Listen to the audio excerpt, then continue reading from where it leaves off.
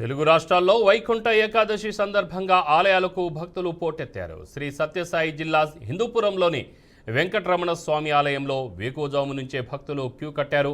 తులాభారం ఆలయంలో భక్తి కీర్తనలు, గోవిందనామ స్మరణలతో ఒక్కసారిగా ఆలయమంతా హోరెత్తింది.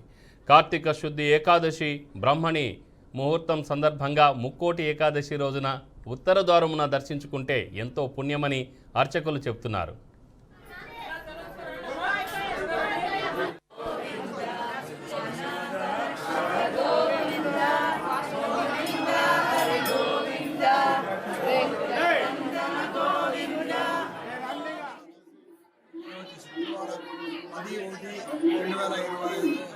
వైకుంఠ ఏకాదశి సందర్భంగా భక్తాదులు తరలి వస్తున్నారు.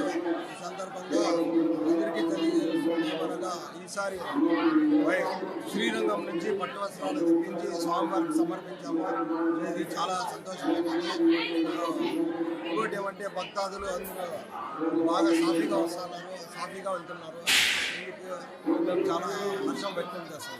ఓం నమో వెంకటేశ్వర స్వామి దేవస్థానం ఈరోజు శుక్రవారం 10/1/2025 వైకుంఠ ఏకాదశి సందర్భంగా భక్తాదులు తరలి వస్తున్నారు.